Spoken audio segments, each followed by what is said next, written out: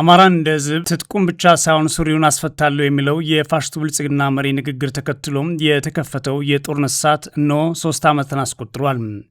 አብይና የፕሮጀክቱ ተባባሪዎች መግደል፣ መድፈር፣ ማፈናቀልና በቀንና በሌሊት የሚፈጽሙት የዕለት ዘላለም ተግባራቸው አድርገው ቀጠሉበት። የአማራ ህዝብ የከፋ በደልን ተሸክሞ አሁንም ቆሞ ይገኛል። እኔን ካልተቀበላችሁ ሚሊዮኖች ይሞታሉ የሚለውን ፖሊሲ ነድፎና ተግብሮ በሚሊዮኖች ሞት የሚያለቅስን ህዝብ እንደ ቢምቢ ትንኝና እንቁራሪት እያለ የሚሳደበው አብይና ጓዶቹም በአማራ ላይ በከፈቱ ጦርነት አባት ከልጁ እያዋጉ ነው። ባለቤታቸው ድንገት በወጣበት ቀርቶ የሚያለቅሱ ሚስቶችን እንባ ጎርፍ ሆኖ ቀጥሏል። ሺህ ወጣቶች ተቀጥፈዋል። ሺዎች በአገዛዙ የጭካኔ ውሳኔ ተሰውረዋል። የክልሉ ነዋሪዎች ሁኔታውን ጋን የሚሉታል። ዓለም አቀፍ ተመራማሪዎች በአገሪቱ ታሪክ ታይቶ ተሰምቶ የማይታወቅ ግን ያልተገለጸ ስውር ደባ ይሉታል። እናቶች ሞት በደጃችን እንደ ሰብል በቀለ ይላሉ።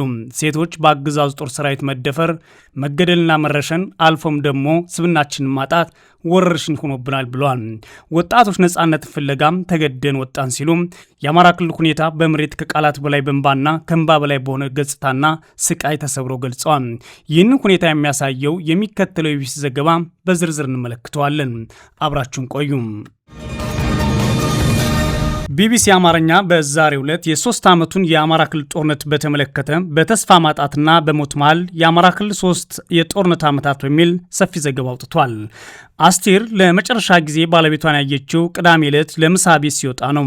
ሁሌም እንደሚያደርገው ምሳ በልቶ የሁለት ልጆቹንና እርሷን ተሰናብቶ መውጣቱን ትገልጻለች። ይቺ ቀን ታዲያ ለአስቴር መቼም አትረሳም። ተራ ቅዳሜ አይደለችም።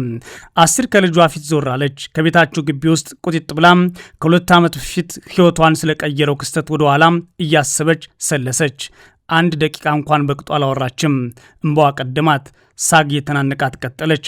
ቅዳሜ ነው። ቅዳሜ ከሰዓት በአካባቢው የተሰማው ዜና የረበሻት አስቴር ባለቤቷ ላይ ደጋግማ ስልክ ትደውላለች። ባለቤቷ አታስቢ፣ እኛ ደህና ነን፣ የሚፈጠረው ስለማይታወቅ ከቤት እንዳትወጪ ይሏታል።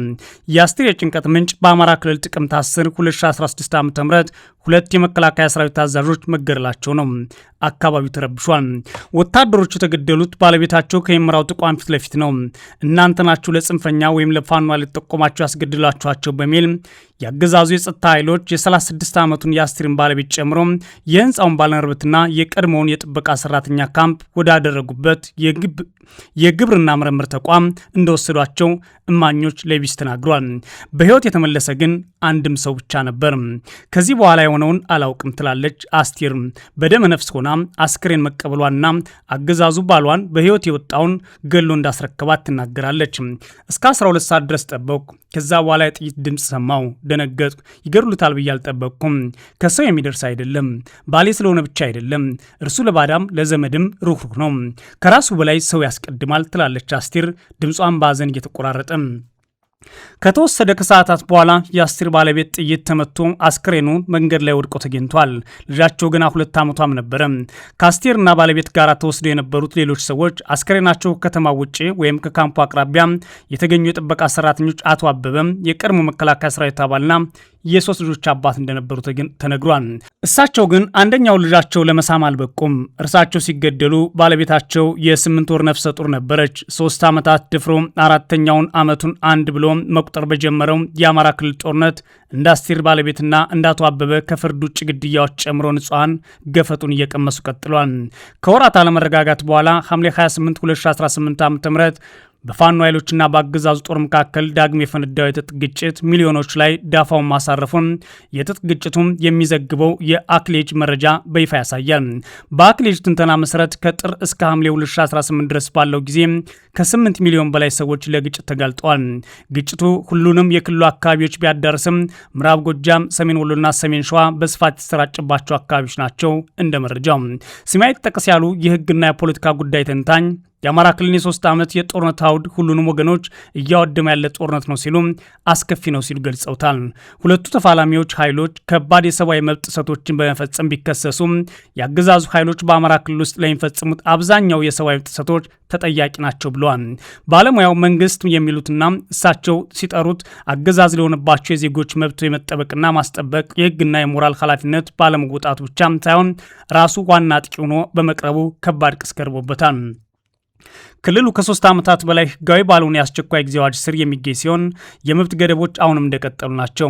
ቢቢሲ ታዲያ ከክልሉ አገዛዝ ባለስልጣናት ምላሽ ቢጠይቅም መልስ አላገኘውም ይላል። አብዛኛዎቹ ንጹሐን ኢላማ ያደረጉት ጥቃቶች በሁለቱ ተፋላሚ ወገኖች መካከል ውጊያ ከተደረገ በኋላ የሚፈጸሙ ሲሆኑ ኢላማቸው በሰዓቱ የከባድ መሳሪያ ጥቃቶች የተገደሉ ነዋሪዎችም አያሌ ስለመሆናቸው ሪፖርቶች ያሳያሉ። ከውጊያ ግንባር ውጭ በተለይም በመንግስት የስራ ኃላፊዎች የሚፈጸሙ የኢላማ ግድያዎች የክልሉ የጦርነት አውድ ሌላኛው መገለጫ መልኩ ነው ቀርበዋል።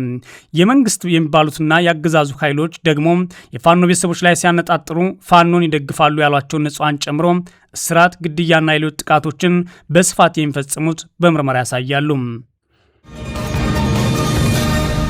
ይህ ጦርነት ከግጭት ጋር በተያያዘ የተመዘገቡ ክስተቶች በዓለም አቀፍ ደረጃ በስፋት ተመዝግቦበታል። በተለይም ደግሞ የግፍ ነፍሶች ያረፉባቸውን ነጥቦች እንመልከት። ግንቦት 29 2018 ዓ.ም የሰሜን ሸዋ ዞን የቀወት ወረዳ አስተዳደር ጽሕፈት ቤት ኃላፊ የሆኑት ወይዘሮ ሚሊሹ በቀለ መንገድ ላይ ተገድለዋል። የ6 ወር ነፍሰ ጡር ነበሩ ይላል ዘገባው። ወይዘሮ ሚሊሹ በአማራ ክልል ጦርነት የመንግስት የስራ ኃላፊዎች ላይ በሚያነጣጥሩ ጥቃቶች ከተገደሉ በርካታ ሰዎች መካከል አንዷ ናቸው። ግጭቱ ከተቀሰቀሰ ወዲህ ወይዘሮ ሚሊሹን ጨምሮ የአካባቢው አመራሮች በታጣቂዎች የሚደርስ ጥቃትን ሽሽት ቤታቸውን ጥለው ጥበቃ ወዳለበት ወይም በሚደረግበት የአገዛዙ ጦር ካምፖች ወይም ቢሮዎቻቸው ውስጥ ያድራሉ፣ ይውላሉ። ለ15 ዓመታት ያህል በጤና ባለሙያነት ያገለገሉት ወይዘሮ ሚሊሹ ለአዳር ወደ አስተዳደር ቢሮ እየተጓዙ እያለ ሰርገው ገቡ የተባሉ የፋኖ ኃይሎች በድንገት አጥቅታቸዋል። እሳቸው እንደሆኑ የሚያውቁት ነገር በዋናነት አገዛዛቸውን መደገፍ እንደነበረ ነግረዋል። ሲነግሩኝ በቁሜ ወደቅኩ፣ ሰዎች ደገፉኝ። ስረጋጋ ሩጬ ሄጄ አስክሬኗ ላይ ወደቅኩ። ከወደቀችበት አንስተው ነጠላ ልብሰው ሰው አስተኝተዋታል። ማየት አለብኝ አልኳቸው። ምኑን ታያታለህ አሉኝ። አይኗ ስር ነው የተመታችው ሲል ባለቤቷና ቤተሰቦቿ ተናግሯል። ሌላም ይቀጥላል። መረጃ አላቸው የተባሉ ሰዎች ይገደላሉ። ሰዎች ይመጡና እናንተን አለቃቸውም እንዲህ እናደርጋለን ብለው ብዛቻ ይልኩባቸዋል። ምቹ ሁኔታ ካገኙ አይምሯቸውም ሲሉ ኃላፊዎቹ ለቢቢሲ ይናገራሉ። በዞን እርሳቸው የሚያውቋቸው ከ10 በላይ የመንግስት የስራ ኃላፊዎች ተገድለዋል። በአማራ ክልል አብዛኛው የመንግስት ሰራተኛና የመንግስት ባለስልጣናት አሁን ላይ ስጋት ላይ ናቸው ቢባሉም የመንግስት ባለስልጣናት ልጆች ግን ወላጅ አልባ ሆነው ቀጥለዋል ይላሉ። በዋናነት የመንግስት አስተዳደር የሚሰሩ ሰዎች ከአገዛዙ ጦር ጋር ሆነው ጦር እንዲመሩ፣ በውጊያ ውስጥ እንዲሳተፉ ካሊያም ደግሞ በካምፖች ውስጥ እንዲያድሩ በመደረጋቸው ምክንያት በፋኖ ኃይሎች የሚከፈቱ ውጊያዎች ውስጥ የሞት አደጋ ተደቅኖባቸዋል። አንዳንዶቹ ታስበው ኃላፊነት አለባቸው ተብለው ተገድለዋል። ስጋቱ ኃላፊዎቹ ላይ ያለ እጀባ እንዳይንቀሳቀሱ ከማድረጉ ባሻገር በተለይም የወረዳ ኃላፊዎች ኑሯቸውን የጦር ካምፕ ውስጥ እንዲያርጉ ማስገደዱን ቢቢሲ አስነብቧል። እነዚህ ካድሬዎች ከህዝባቸው ተጣልተው ከአገዛዙ ጦር ጋር መሽገው በወረዳ በሚቀመጥላቸው ካምፕ ውስጥ የሚኖሩ ሲሆን ቤታቸውን ዞሮ ካዩ እንኳን ዓመታት ሊቆጠርባቸው ደርሷል። አብዛኛው ጓዶቻቸው ደግሞ አልቀዋል። ማንኛውም አመራር ያለ እጀባ ከእያንዳንዱ ከተማ አስተዳደርና ወረዳ ወደ ሌላ ቦታ መሄድ አይችልም።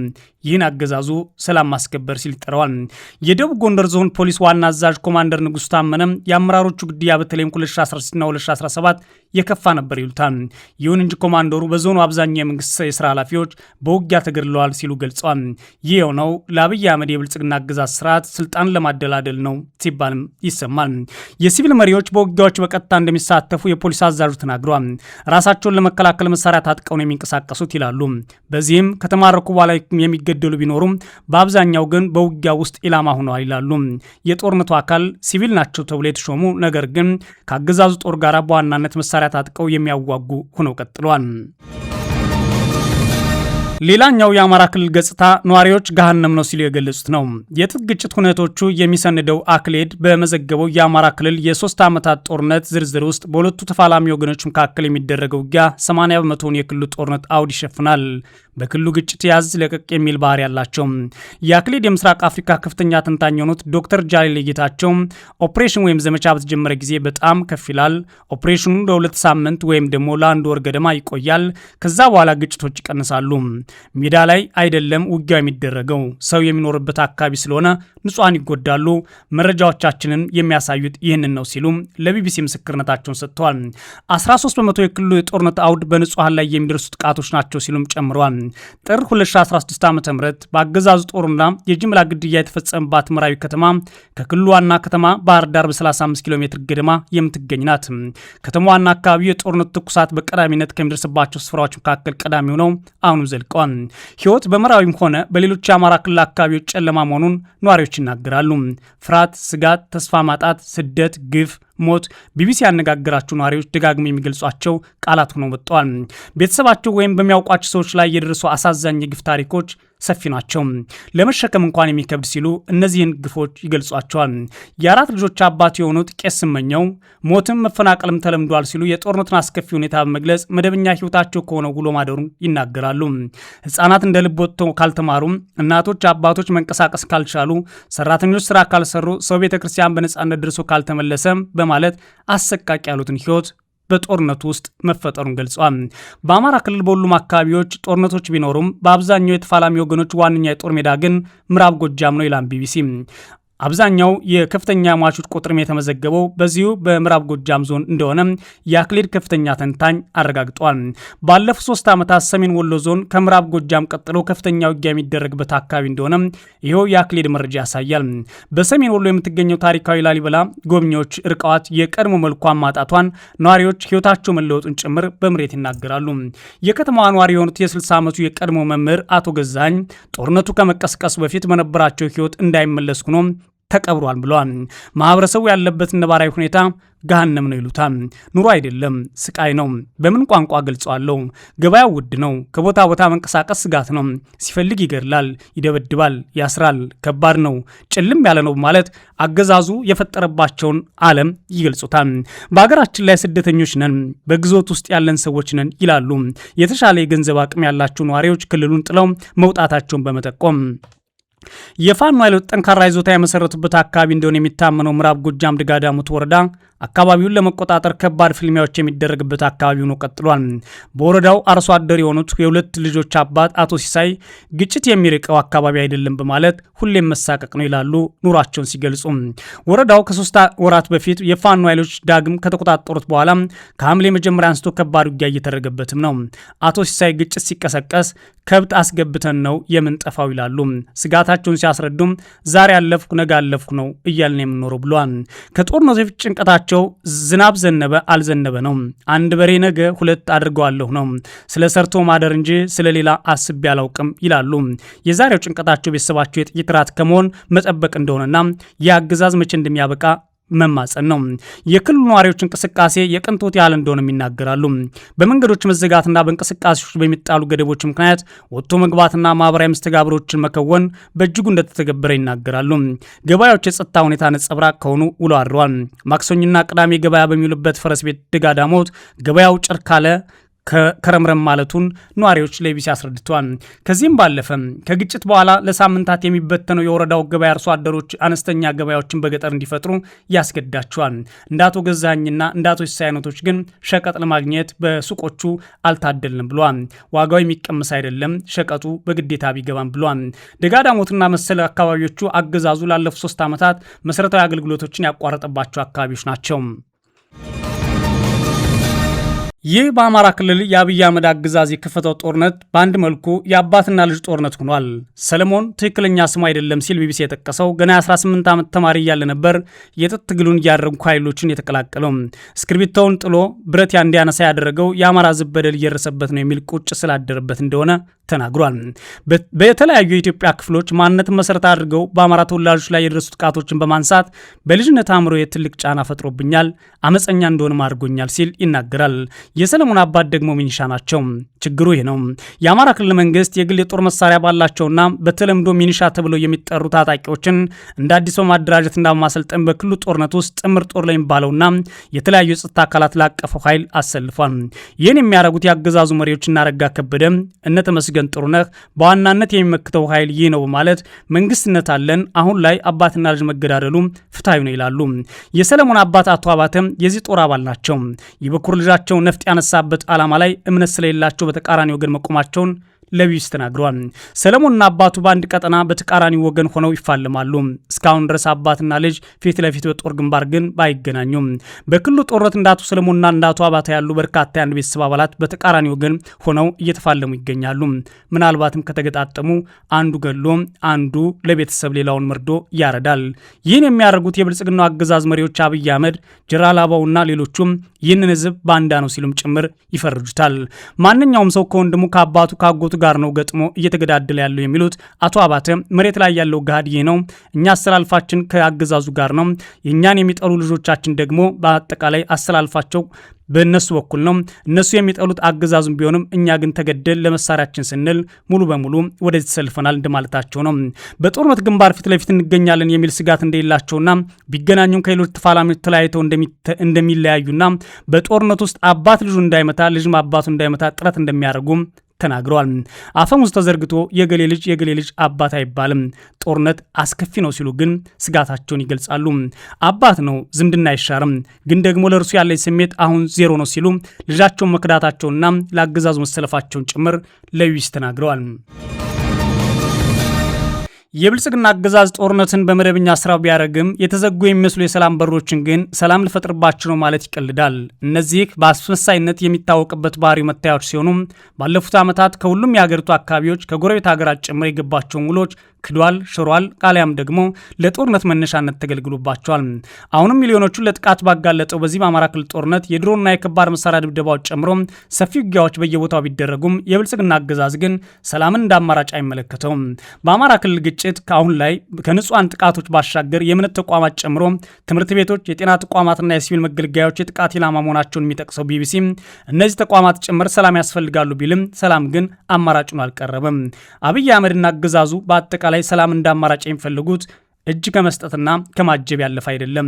የብልጽግና አገዛዝ ተመጣጣኝ መርሃ ባለማክበር በተለይም በከባድ መሳሪያ ጥቃቶች የጤና ተቋማት፣ አብያተ ክርስቲያናትና የመኖሪያ መንደሮች ላይ ከፍተኛ ጉዳት እንደደረሰ የኢትዮጵያ ሰብአዊ መብት ኮሚሽንም ገልጿል።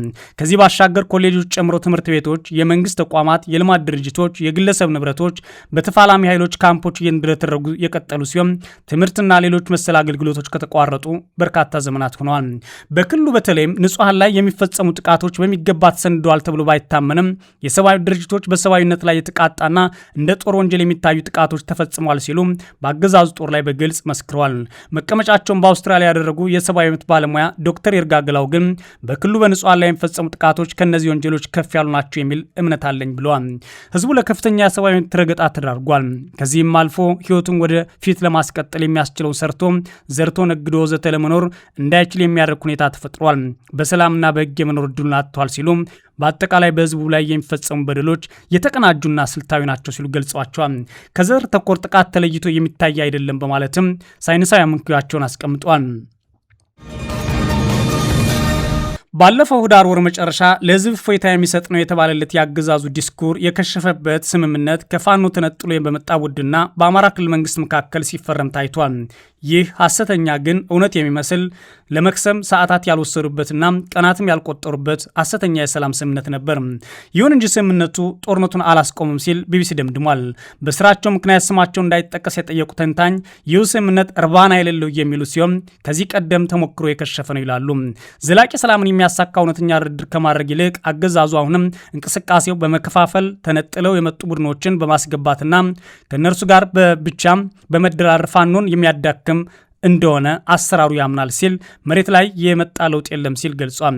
ቢቢሲ የፋኖን ክንፍ ወክለው ስምምነቱን የፈረሙትን አቶ ማስረሻ ሰጤን ስለ ስምምነቱ ይዘትና ገቢራዊነት ለማረጋገጥ ጥያቄ ቢያቀርብላቸው መልስ መስጠት አልቻሉም።